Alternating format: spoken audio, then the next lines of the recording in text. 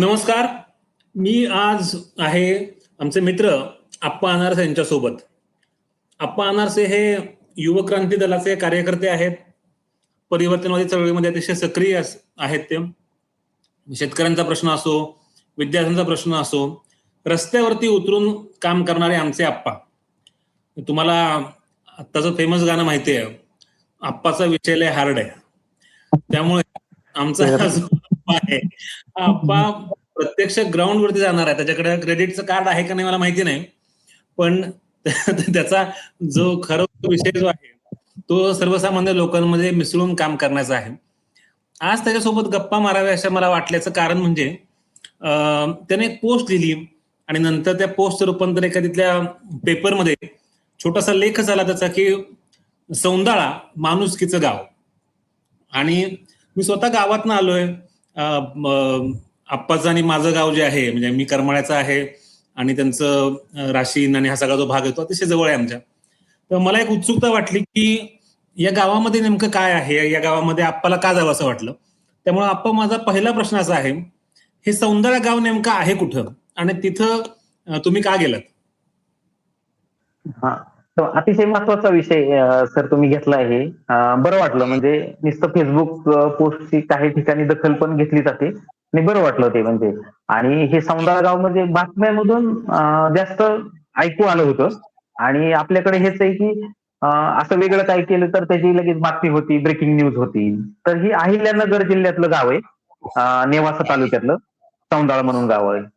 अहिल्यानगर संभाजीनगरला जो रस्ता जातो तर त्या मध्यावरती म्हटलं तरी चालेल. तिथून 10 किलोमीटर त्या फाट्यावरून आतमध्ये गाव आहे. आणि तिथले सरपंच आहेत शरदराव आरगडे. तर शरदरावांनी चांगला प्रयत्न करून ह्या गावाचं एक आदर्श गाव म्हणून थोडक्यात त्यांना तर तसं एक त्याला रूप दिलंय. तर ते ऐकून होतं म्हणून म्हटलं की ह्या गावात जायला पाहिजे. आणि दुसरं की अशी गावं आता भोवताली सगळं वातावरण असताना तर मग ह्याच्याबद्दल असं काहीतरी घडतंय आणि ते लोकांपर्यंत, तरुणांपर्यंत पोहोचलं पाहिजे. तर म्हणून बरोबर. ह्याच्याबद्दल लिहावं वाटलं, म्हणून ह्याचा लिहिण्याचा एक थोडा प्रयत्न केला. नाही, आता म्हणजे आदर्श गाव म्हटलं की लोकांना नेहमी आपल्याला माहिती आहे, पोपट पवारांचं हिवरे बाजार असेल, हा, अण्णांचं सुप्रसिद्ध राळेगण सिद्धी असेल, तर ही तर हो. गावांना माहितीच आहेत. पण या गावाचं वेगळेपण जे आहे ते नेमकं काय आहे? सुरुवात आता बरेच आहेत त्या गावात मुद्दे, पण मला असं वाटलं, मला जे भावलं ना किंवा माझ्या बरोबर जे तरुण होते ते त्यांना जे भावलं तर ते शिवी देण्यावर बंदी किंवा शिवी दिली तर अच्छा. 500 रुपये दंड. अरे वा. दुसरं होतं, हो. आणि दुसरं होतं की जात न मानणारं गाव. तर आत्ताच ते दोन जास्त गोष्टी आम्हाला महत्वाच्या वाटल्या. तुम्हाला मध्ये थांबवतो. शिवी देण्यावरती बंदी असं जर केलं, त्याच्यावरती दंड केला, तर आमच्याकडचे लोक जे आहेत, आमच्या गाववाले जे आहेत, ते म्हणजे त्यांच्यावरती कर्जाचा बोजा एवढ्या एवढ्या शिव्यांची लाखोली वाहत असतात. म्हणजे ते विधानसभेला सुद्धा लागतो की आमदार खासदारांना सुद्धा दंड होईल सर, रोज अरे वा. वा वा लाखन. वा. खरंय. तर हे सौंदळा गावात जातीचा एक त्यांनी मुद्दा घेतला आणि फक्त हे बरं. सरपंचांनी घेतलेला मुद्दा नाही जाणवला. तिथल्या लोकांशी बोलल्यावर असं जाणवलं की ते खाली लोकांपर्यंत पण गेलंय ते. म्हणजे तिथल्या महिला बरोबर. म्हणतात की बरं झालं, कारण त्या जातमुक्त गावाचं त्यांनी ठराव घेतानाच असं लिहिलं होतं त्याच्यात की बाबा आम्ही महिलांचा सन्मान करतोय, आमच्या आया बहिणींचा सन्मान करण्यासाठी हा ठराव आहे.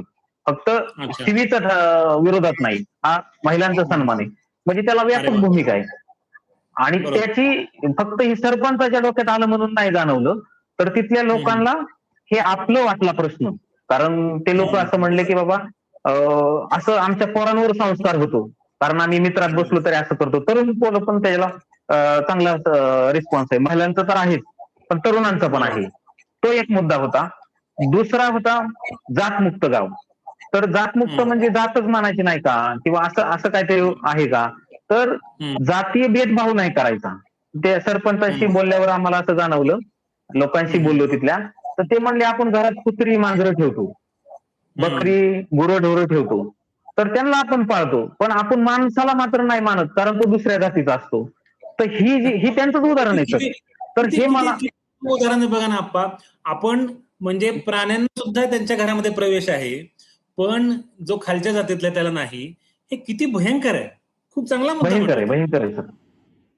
तर ते आम्हाला जास्त भावलं, म्हणून म्हटलं की हे लोकांपर्यंत गेलंय का, तर लोक पण म्हणली. म्हणलं सर मग तुम्ही दंड कसा करता त्यांना जर हे केलं तर? ते म्हणले सीसीटीव्ही गावात, म्हणजे आता एखाद्या गावात सीसीटीव्ही असणं हे पण विशेष आहे. आणि त्या सीसीटीव्हीला माईक आहेत. मग एखादा म्हणला मी शिवीच दिली नाही, तर त्याला बोलवतात, तो तेवढी क्लिप दाखवतात आणि ग्रामपंचायतीचा माणूस दाखवतो, तेवढी पावती करतो आणि लोक त्याला सगळ्यांना अशा पद्धतीने त्यांची व्यवस्था चाललेली. दुसरं जाणवलं, आता हे ग्रामीण भागात एक गाव आहे, पाण्याचा मुद्दा. त्यांनी पाण्याचा तक्ता केले, त्याचं सर्वेक्षण केलेलं आहे. आपल्या गावात पडणारा पाऊस, साठवणारी क्षमता, आपल्या गावात असणारी पिकं आणि त्याला लागणारं पाणी आणि आत्ताची कमी पाऊस पडला तर काय काय करायचं, असं सगळं नियोजन केलं. त्याचा तक्ता ग्रामपंचायतीमध्ये लावलाय त्यांनी.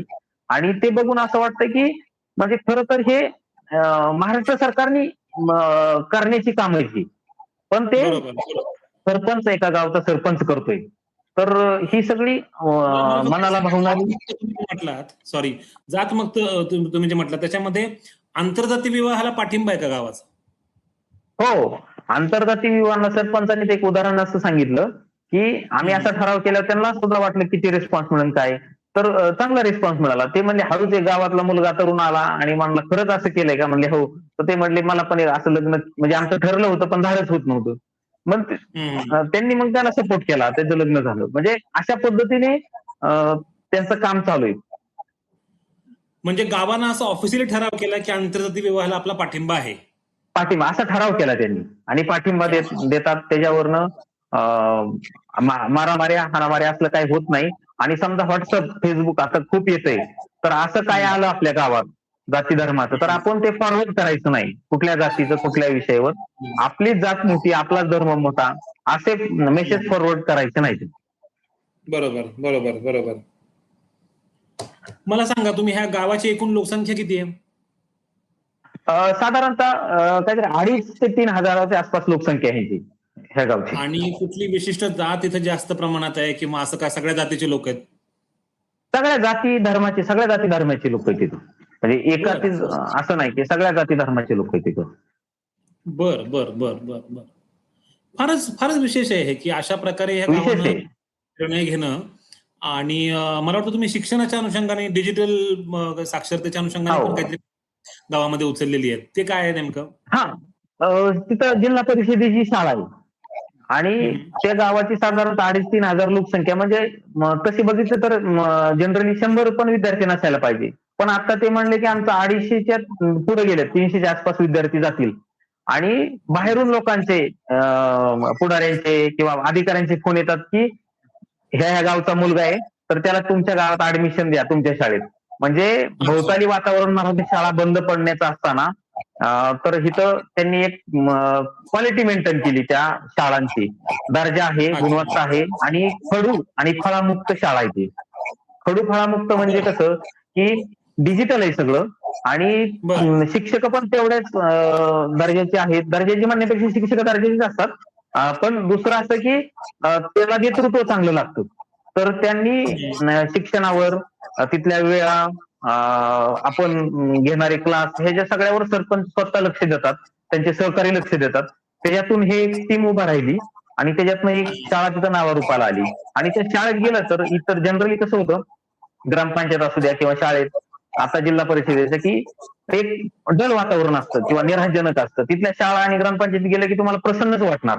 असं एकदम झाडं, फुलं, हिरवाई, असं सगळं व्यवस्थित त्यांनी म्हणजे मुलांच्या बाबतीत दोन्ही बाजूला केलंय. दुसरं एक सांगायचं शिक्षणाच्या अनुषंगाने, गावात 7 ते 9 असा एक संध्याकाळी अलाराम वाजतो, भोंगा वाजतो. तर त्याचं हे की 7 ते 9 मुलांनी मोबाईल वापरायला बंदी, तर 7 ते 9 अभ्यास करायचा. बर, डिटॉक्स. हो, डिटॉक्स.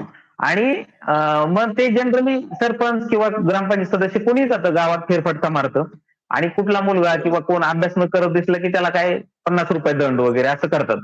तर ही लोकांची इच्छा असते की बाबा मुलांना ही सवय लागावी. हो, आणि त्याचे फोटो व्हॉट्सअपला टाकतात मग गावातली महिला मुलं की आमचा मुलगा करतोय अभ्यास वगैरे अशा अर्थाने, आणि मग ते बर. त्यांना बक्षीस देतात रॅन्डम कुणाला पण की पेन वही की ह्याने अभ्यास. आप्पा, तुम्ही या लेखामध्ये लिहिलंय की या गावाची काही वैशिष्ट्ये आहेत. ती नेमकी काय वैशिष्ट्य आहेत हा. बरं? आता जे सगळ्यांनाच चर्चेत नाही बातम्यातनं माहिती होतं, ते पहिलं आम्हाला जाणवलं तर शिवी दिली तर ₹500 दंड. तर त्या अनुषंगाने ₹500 प्रत्येकाला, म्हणजे शिवी दिली की ते दंड वसूल करणार. ते एक जाणवलं तिथं. त्याच्यासाठी सीसीटीव्ही, त्याचे आवाज रेकॉर्डिंग वगैरे सगळं वेगवेगळ्या गावातल्या भागात ते सीसीटीव्ही आहेत. दुसरं, गावात उपलब्ध असणारं पाणी आणि त्याचा तक्ता, तर त्याचं एक नियोजन चांगल्या प्रकारे केलंय की आपल्या गावात पडणारा पाऊस, वापरलं जाणारं पाणी, गावात असणारी पिकं आणि गावात असणारे, त्याच्यात पण त्यांनी काय उपमुद्दे घेतलेत की कुक्कुटपालन करणारे आहेत, त्याची संख्या किती, गायांची जनावरांची संख्या किती, असं पण एकदम बारकावी त्याच्यात घेतलेले आहेत. तर ही मला असं वाटतं की महत्वाचं आहे ते. दुसरं जाणवलं की जिल्हा परिषदेची जी शाळा आहे, ती जनरली असं आपल्याकडे समज आहे की जिल्हा परिषदेची शाळा म्हणजे टाकाऊ शाळा, त्याला दर्जा नाही. पण तिथं 2,500-3,000 लोकसंख्या असणाऱ्या गावात बाहेरून येणारी संख्या जास्त आहे. म्हणजे त्या गावात त्यांचं म्हणणं आहे की आमच्या गावातली 100 मुलं नसतील, पण आता आमची संख्या 250च्या पुढे गेलेली मुलांची. कारण बाहेरून लोक ऍडमिशनसाठी येत आहेत. आणि अरे वा. ते खडू आणि फळाविना शाळा, म्हणजे डिजिटल शाळा केलेली, आणि तिथलं शाळेचं ग्रामपंचायतीचं अतिशय प्रसन्न वातावरण आहे. म्हणजे गेलं की मुलं बी प्रसन्न असतात. आपण पाहिलं शिक्षक, पालक, असं प्रसन्न वातावरण त्यांनी तिथे केलेलं आहे. दुसरं, 7 ते 9 ह्या अभ्यासाची वेळ म्हणून त्यांनी मोबाईल बंदी केलेली गावात, आणि ते अलाराम वाजतो मोठा गावात, ऐकू जातं, आणि मग सगळे आपल्या मोबाईल मुलांना देत नाहीत. मुलं त्यावेळेस अभ्यास करतात. गावातलं कुणी ग्रामपंचायत सदस्य, सरपंच फेरफटका मारतात, आणि त्यांना जर दिसलं मोबाईल नाही, मोबाईल वापरतात, तर ₹50 दंड पालकांना. तर ते आवडीने अच्छा. लोक, म्हणजे ते नियम पाळतात, आणि मुलंही अभ्यास आवडीने करतात. तर ती एक जाणवलं. दुसरं, गावातली जी काही अनाथ वृद्ध आहेत, त्यांना ग्रामपंचायतीमार्फत 2 वेळेस अं, जेवणाचं सुविधा पुरवली जाते. ती ग्रामपंचायत त्याचं बिल ग्रामपंचायत भरतं. ते एक महत्वाचं आहे. अरे वा. तिसरं, विधवा विवाह पाठिंबा दिला जातो, पुनर्विवाहास. हम्म. तर विधवांना मान सन्मान नसतो. ते म्हणले फक्त पाठिंबा देऊन होणार नाही. तर विधवा विवाहांच्या ह्याला तर पाठिंबा दिलाच पाहिजे. पण त्याचबरोबर हळदी कुंकवाचा कार्यक्रम असतील किंवा इतर जे मान सन्मानाचा कार्यक्रम असतील, तर त्याच्यात बोलवलं जात नाही. तर तिथं आम्ही विशेष सन्मान महिलांचा करत असतो. त्यांना मान ग्रामपंचायतीमार्फत दिला जातो. हळदी कुंकवाच्या कार्यक्रमाला त्यांना बोलवलं जातं. परत आंतरजातीय लग्नाला गावाचा पाठिंबा असतो. म्हणजे जातमुक्त गाव आहे, तसंच आंतरजातीय कोणी लग्न केलं तर त्याला ग्रामपंचायत पाठिंबा देते. तसा त्याने ठराव केलेला आहे. आणि अडथळाही आणत नाहीत.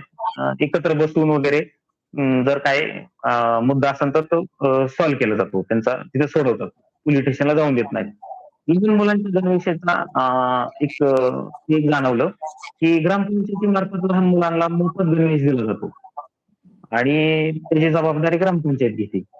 ग्रामपंचायतीचं एक सलून आहे. ते 50% दराने लोकांना मोफत 50% सेवा देतं. आणि त्याचं जर अर्थकारण कसं चालतं, तर तिथं जर त्या मुलाला ज्याला दिलंय सलवायला, त्याला पैसे तेवढा रोज मिळत नसेल, तर राहिलेला ग्रामपंचायत भरतं त्याचा दिवसाचा रोज. ग्रामपंचायतीचं मोठं आहे. ते पण चांगली सेवा देतं, आणि त्याच्यातला नफा परत ग्रामपंचायतीला मिळतो. लहान मुलींना वह्या आणि पुस्तकं ग्रामपंचायतीमार्फत दिल्या जातात. म्हणजे एक प्रकारे हे स्त्रियांचं शिक्षण, मुलींच्या शिक्षणाला दिला जाणारा पाठिंबा आहे. तो एक अनुकरण करण्यासारखा राज्य शासनाने असा एक मुद्दा वाटला. म्हणजे गाव मुलींना दत्तक घेतं, असं एक ते आहे. दुसरं जाणवलं, एक गावात माणुसकीची भिंत म्हणून त्यांनी भिंतीला कलर दिलाय, आणि त्याच्यावर जे लागतं तुम्हाला ते घेऊन जा, आणि तुम्हाला नको असणाऱ्या गोष्टी किंवा तुम्ही जे पाहिजे ना तुम्हाला ते तिथे ठेवून जा. माझ्या घरात जे जास्त झाले ते ठेवून जातो. जास्त कपडे किंवा काय बाकीच्या गोष्टी तिथं ठेवल्या जातात. लोक येऊन ते घेऊन जातात. काही लोक ठेवून जातात. तर अशा प्रकारे मला असं वाटतं की ते मूळ त्याचं माणुसकीचं असणारं हे गाव आहे, आणि त्याला सगळा बेस त्या सरपंचाचा आणि त्याच्या टीमचा आहे, असं जाणवलं तिथं. खूपच छान. म्हणजे हे ऐकताना असं वाटतं की काहीतरी आदर्शवत आपण ऐकतोय. पण आप्पा तुमच्याकडनं या नवीन गावाची खूप अनोखी अशी स्टोरी ऐकायला मिळाली. खूप खूप धन्यवाद. अशा प्रकारची गावं अधिक निर्माण होत, अशा प्रकारचे प्रयोग वेगवेगळ्या गावांमध्ये होत, हीच इच्छा या ठिकाणी व्यक्त करतो. आणि तुमचा हा जो तुम्ही सांगितलेला हा जो प्रयोग आहे तो आणखीन वेगवेगळ्या गावांमध्ये, आसपासच्या गावांमध्ये सुद्धा पसरू अशी इच्छा व्यक्त करतो. खूप खूप धन्यवाद. थँक्यू सर, थँक्यू, धन्यवाद.